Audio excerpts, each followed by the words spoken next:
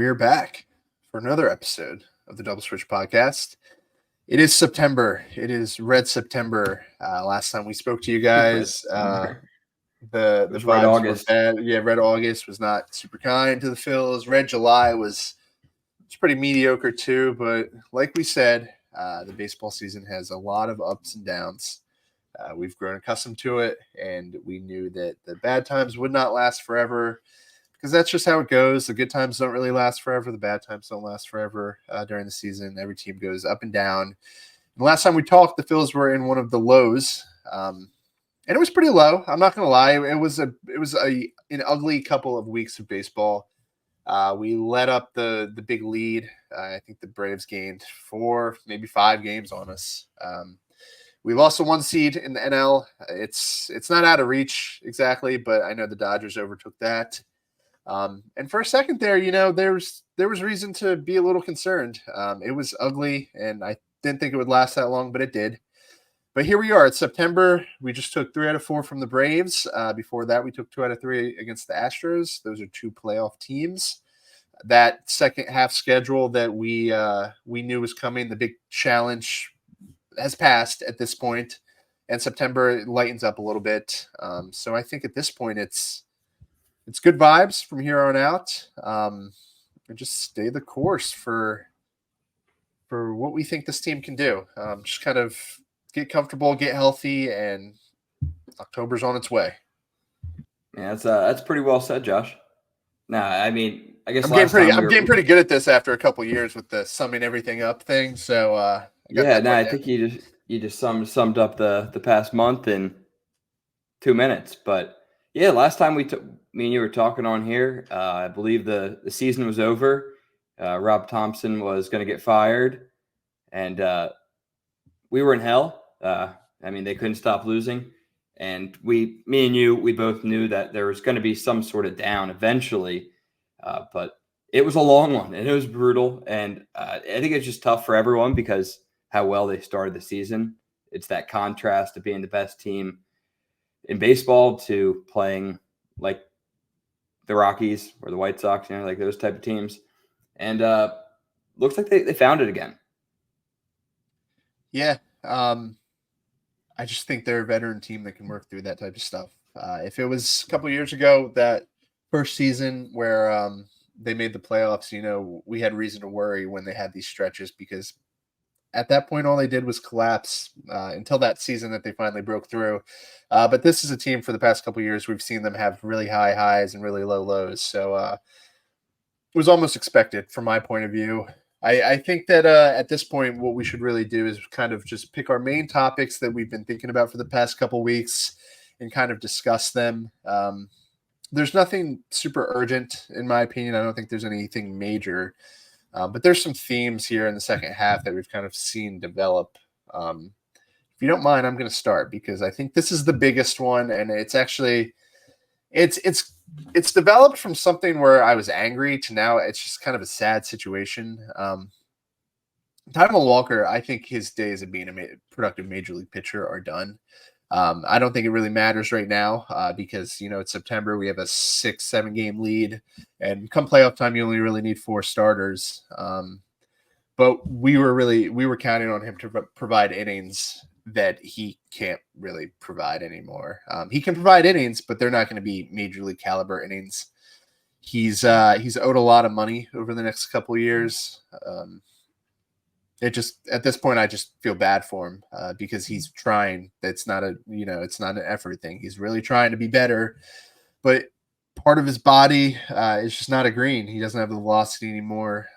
He doesn't have the splitter, which was his main pitch.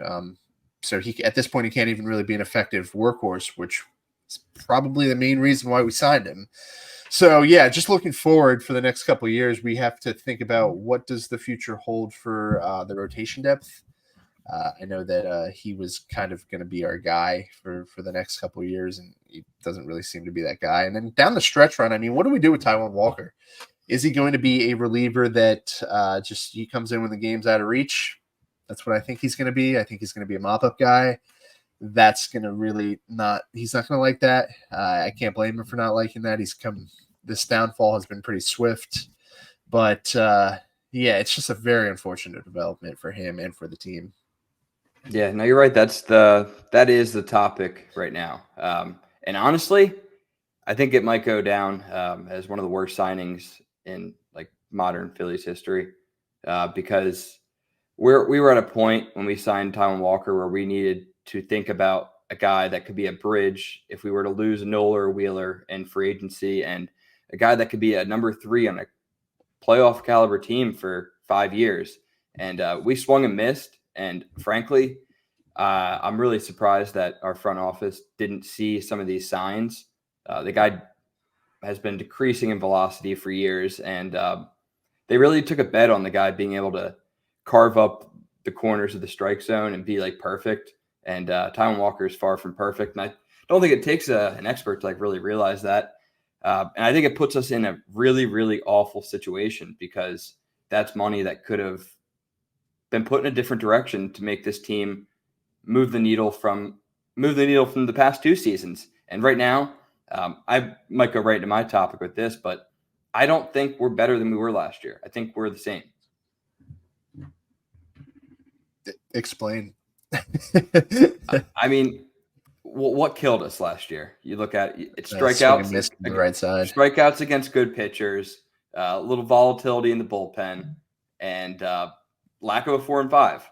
I mean, that we can kind of put away because the playoffs, the top 3 is what matters. But I still look at the issue of we have a lot of right-handed hitters that swing and miss, and they do get like their hits. But if you look at where they're getting their hits that like keep their averages where they are, it's not against the Chris Sales. It's not against the Dylan Ceases. It's not against those guys. It's against some of these guys in the Marlins, the Nationals. I'm worried that this lineup is not built to beat some of these really, really good rotations that are going to be in the playoffs. Look at the Padres rotation. They have a great rotation right now. The Dodgers, once they get Yamamoto back, that's another solid rotation. So I'm worried that this lineup can't compete with top-of-the-line pitchers.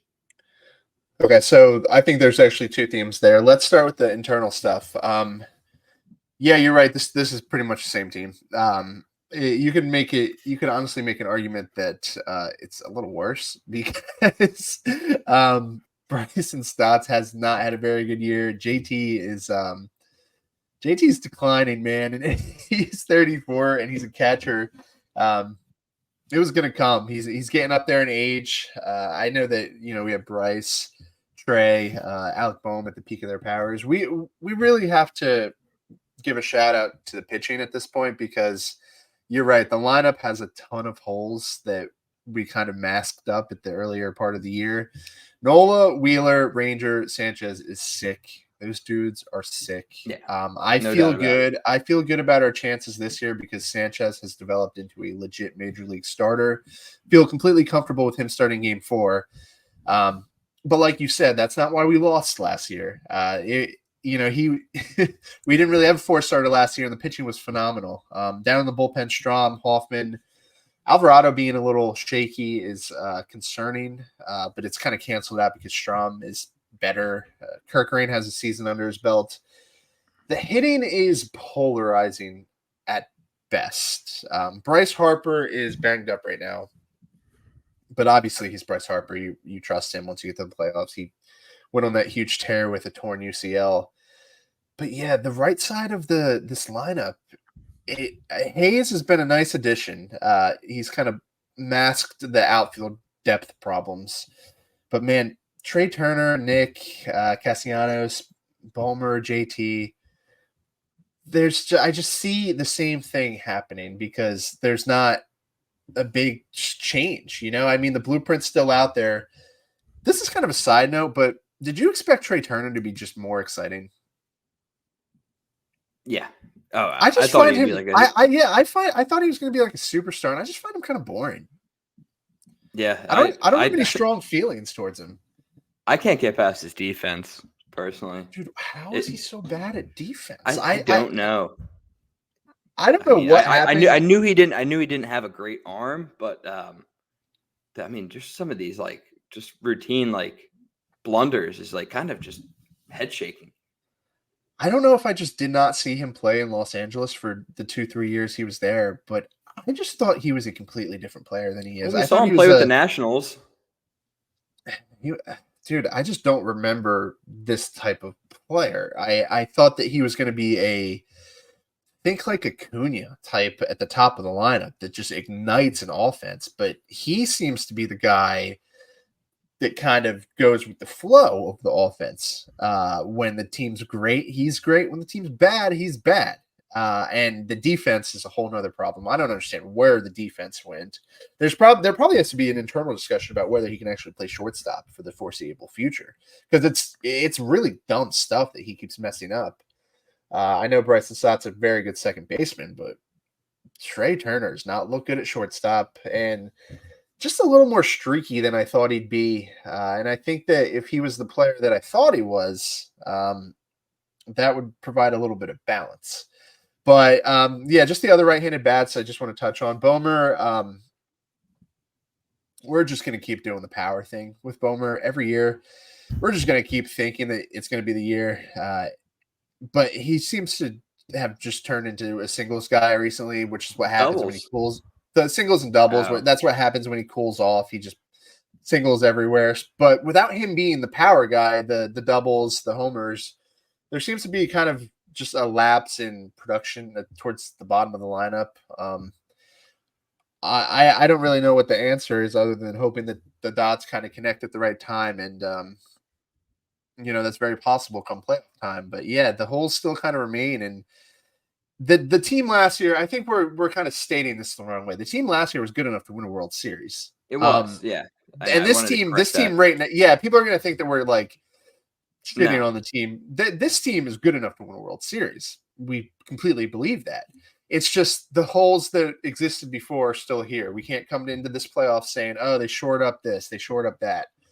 They have the same strengths and they have the same weaknesses. But when you get to the playoffs time, it does become kind of luck of the draw with how things fold out. Fortunately, the team's starting to play good now come September. But like you said, the Padres, they designed a team that is built to win October. That bullpen is insane.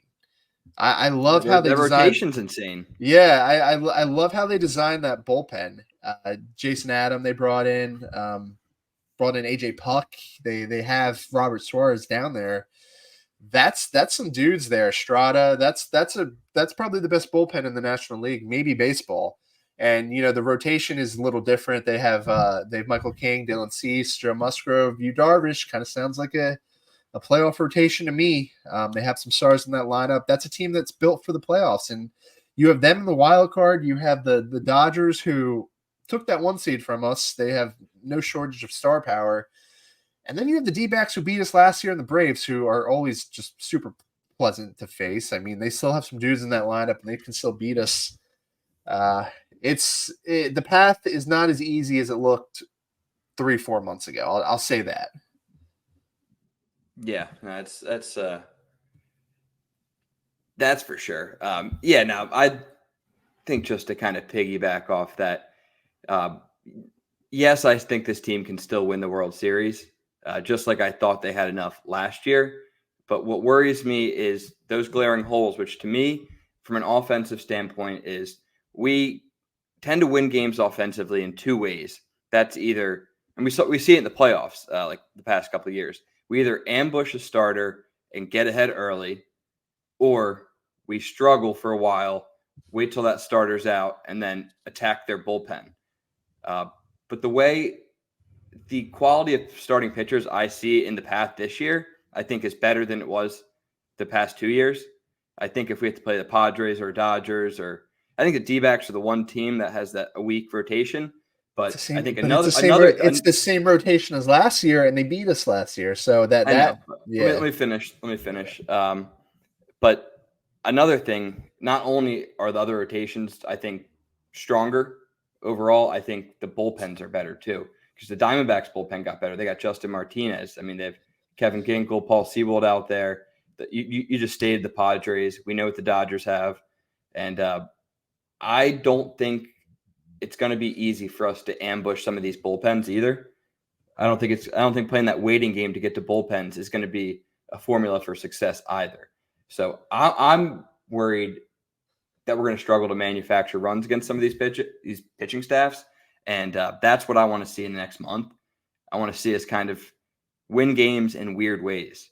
I just feel like we've kind of gotten like two-dimensional with how we win games, and I just want to see them win some boring fundamental games and improve on the defensive side of the ball. Yeah. I see where you're going with that. I mean, it kind of feels like when the teams went out at the trade deadline, they said, who's at the top of the NL and who do we expect to face in the playoffs? And let's build a team that can beat that team. And that's kind of what they did. I mean, the Dodgers brought in Kopech, who is sick. Yeah, they already have Phillips down there, Blake Trainin. They got Hudson. some dudes down there, Hudson. And yeah, you're talking about their starters. They have Glasnow, Yamamoto's probably going to be healthy. Flaherty. Yeah, these are teams that went out there and said, we're going to win games with our pitching. And we continue to see that this Phillies team, can be kind of not out pitched, but beat by good pitching. We've seen it earlier in the season. I think a couple months ago, we brought this up about how we were concerned about really good lefties, but I think it's kind of developed into just a everything plot. Just good pitchers at this point. We should expect to face them no matter what. But this recent lull that we went into kind of made me think about whether my faith in this team to overcome that was rooted in fact, or whether it was wishful thinking that this team can get to the playoffs and just continue to rake like they did earlier in the season. I think you're definitely right about that. At one point, it was said that this is a really good kind of design playoff field for the Phillies, but I don't think that's true anymore. I think that it's a really good playoffs if you're a baseball fan. But losing that one seed's not going to really help our case, and dealing with all those good pitchers it's going to be a struggle for a lineup that can swing and miss. Let's just say that they can swing and miss, and they can kind of go missing at times. Yeah, no, that's well said. I guess let's go to kind of what's going on right now. How much does this Braves series win matter? What did you see from those 4 games, and did you see concrete evidence that encouraged you? So 2 things. I actually thought the Astros series before was a little more promising. I kind of liked how we won those games. Part of me kind of thinks that we can kind of chalk it up to a home series, and that Braves team, they're still very good, but man, that they are a shell of themselves at this point. So I'm not leaving that series thinking, oh, we outplayed them. Oh, they stink.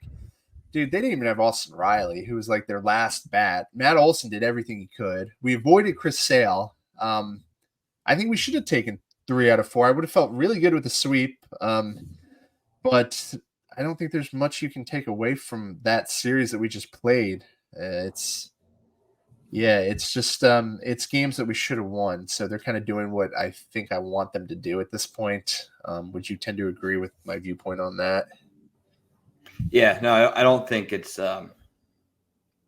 all signs are clear. I don't think that's what this means. Was it encouraging, and was it absolutely needed to get 3 out of 4 from the Braves?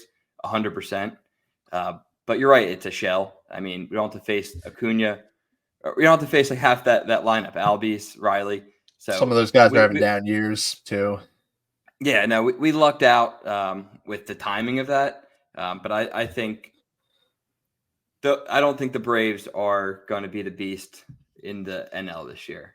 And I actually don't think it's the Diamondbacks either. I think those are the 2 teams that would be our best matchup.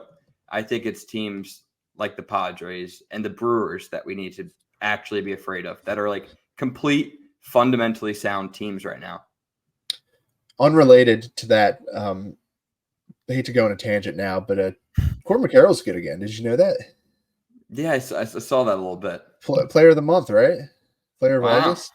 That is good news for my fantasy team. I've been very patient with Corbin Carroll, so hopefully my patience is rewarded. But anyway, it's the problem with that rivalry, the Braves Phillies rivalry, is it's always played up to be like, oh, this is the big test of the two teams in September. Didn't really feel like that. The media kind of overplayed it.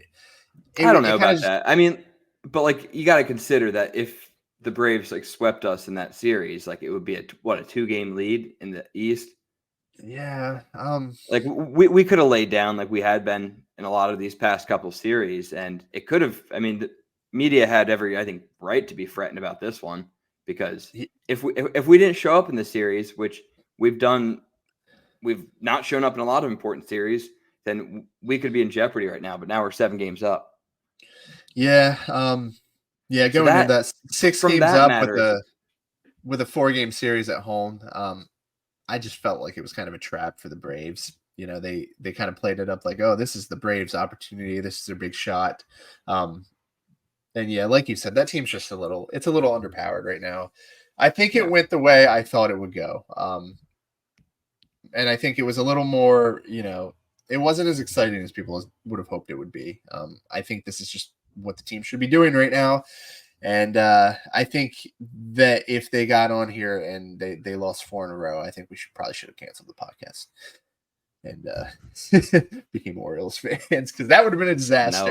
No, we're not doing that. Don't listen to Josh. Everyone. Oh, that would have been a disaster if they lost 4 in a row. All right, Josh. Well, now that the Braves, so you're saying the Braves out of the picture, we're good, we're clear, NL East is ours. Dude, you're not going to set that trap for me. I'm not going to end up. I'm not going to end up on. I have ESPN. A follow up.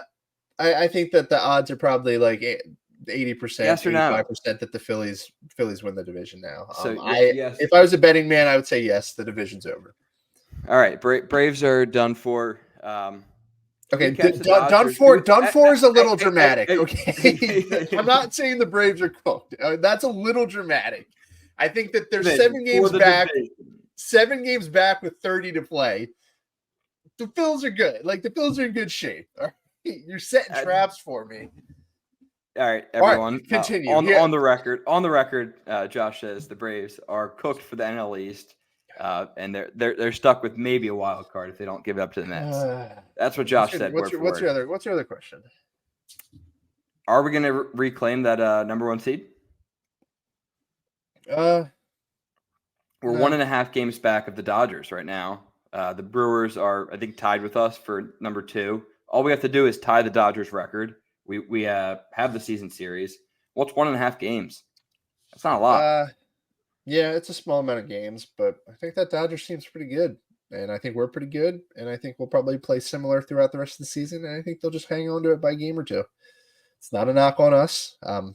It's more of just kind of a testament to both these teams. They're both good, and I think September is going to go very similar for both of them. I want the 1 seed, but I'm going to be okay with the 2 seed. Do the Brewers beat us out for the number 2 seed? They do not. I do like some of the guys on that Brewers team. They're a feisty group, but no, this Phillies team, they're more battle tested. You have 20-year-old Jackson Churio leading the charge over there for the Brewers. They lost Yelich. Player.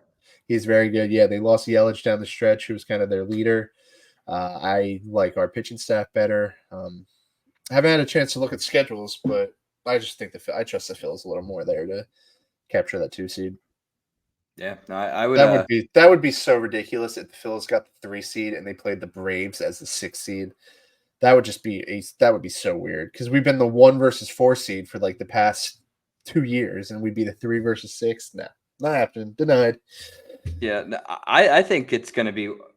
I'm very intrigued. I don't think it's talked about enough how these like 1 through 3 seeds are going to end up, because I really think that the Brewers are a fantastic team, and I don't see why they couldn't even make up a 1.5 game lead.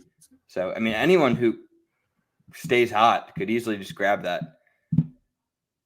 Did they wrap up that division? Is that like theirs safely? Yeah, pretty safe. I don't know who else is in there. Are the Reds good? Or the Cubbies maybe? I think the Cardinals are. No, the Cubs would probably be like. Cardinals stink. I'll get on here. You can put this on ESPN. They stink. Hey, Cardinals stink. Josh said. ESPN. Confirmed. Yeah, I 100% But said that. They're terrible. They're awful. Yeah, no, they're a bad team. The NL Central is bad, and the Brewers are good, and they're an opponent that scares the hell out of me. I thought. I guess I was getting them in the AL Central mixed up because I think the Royals just caught the Guardians. Is that true? What's that? I think the Royals did caught the Guardians. I was getting the divisions mixed up. Yeah, a little bit of an AL tangent, but yeah, no, the Guardians absolutely collapsed. Turns out Ben Lively and co were not up to the task. Yeah. Turns out you can't just. Turns out you can't just have a makeshift pitching rotation and be the best team in the American League. That's just not how it works. No. Yeah, Brewers are good. Yeah, I agree with that. Losing Yelich was a big loss for them, though. And their pitching staff, who's in their pitching staff besides Peralta at this point? They got on the spot right now, but dude, who is it? I don't even know. I know. I was just looking at it. Well, all right. Well, they can't possibly be that good if we're not thinking of them. Just a long day, but Brewers pitching staff. Peralta's good. Yep. He's a good ace. I feel like Drew Smiley was there for like 50 years. He might have retired though. Frankie Montas. Oh Jesus. Colin Rea. Oh God. Aaron Savali. Oh shit. Jared Koenig, Trevor McGill. All right. We're losing some credibility here. That pitching staff is not good, relatively speaking. I mean, when you throw out. Surprised they didn't go out and get somebody. I guess they just traded away Corbin Burns, though, so that would look kind of ridiculous if you had to go trade for someone of that caliber. Yeah, it would look a little bit crazy to go do that, but I don't know. It's working for them, and they seem to manage their team well and the bullpen well, and something's working over there. Just thought I'd mention them because it's just it's a well-run organization, and well-run organizations figure it out. I think we should end this episode by giving the people our vibe check and what our outlook is for this month. Well, vibe check for me is this like a tier, or am I just looking for just words? Like, is it scale? Okay. Yeah. Well, the vibe check right now is promising. The vibes are promising. We kind of climbed out of the slump there. And I would have kind of liked to see the slump be a little shorter. But, they're coming around in September. It's not going to be too late to come around. They still have a massive lead. And, I think we're good. We're good until Red October. It was a nice day out today. I don't know if you had a chance to step outside. Nice and fall-like. I could feel the Red October vibes in the air. It kind of smelled like Red October. And, it'll be here before you know it. All right. I like that. I think that little ode to the fall weather. I think that's big. Beautiful, beautiful today. Yeah, it was a heck of a day. But all right, I'll sign out with my final remarks. I think we're in a really good place right now. If I had to put the vibe from 1 to 10, I'd say it's at an 8, which I think is great right now because I don't think we've tapped into our best version of this team yet this year. I think even in the beginning of the year when we were firing on all cylinders, we didn't have the best of a couple guys on this team. Whether you look at the bullpen, you look at guys like Stott, Castellanos wasn't the guy in the beginning of the year that he is now. I still think there's time for everyone's success to kind of line up. And I still think we have enough time to all kind of come together at the right time. I think it could be a good Red October. One final question for me. Where are the vibes better right now? With the Phillies or with Johnny's fantasy team? Which team has the better vibes? Probably the Phillies. Really? Yeah. Vibes aren't too good in the clubhouse for this semifinal matchup? No. I just I guess a note on fantasy pitching. It is tough to find good fantasy pitchers at this time of the year. There's nothing. There's nothing. Pitchers are just worn out, and they can't give me a damn good start. And I'm a little bit tired of it. And these fantasy baseball playoffs do stress me out quite a bit, I will admit. But unlike my fantasy team, the Phillies pitching looks refreshed. They look strong. And I think they could ride us into Red October. Yeah, I'm liking the Phillies odds a little better too. It's bad vibes over there on in Johnny's Sunflower fantasy. Seeds. Yeah, just bad vibes. But if you were to ask me, I would have to go with my fantasy team because vibes are great. Vibes have been great all season. We just lost my boy Vinny P, who is he's important. He was very important. But I have Tarek Skubal, who's going to win the Triple Crown in pitching, and he's the leader. And we're just going to cruise to the championship. Should be smooth sailing from here on out. It's a shame these people don't have context of how poorly built your team is. Guys, the Phillies definitely have better vibes than Josh's team, just from a objective point of view. Josh's has a little bias, but yeah, the Phillies are definitely much better off, and the vibes are higher than Josh's fantasy team. All right, guys. We'll provide another update, one more update after the season ends, and I guess we'll find out for sure in the next 2 months. Yep, absolutely. Hopefully they both win. No. All right. I think that's a good note to end the podcast on. All right. Go Phils, everyone. Go Phils.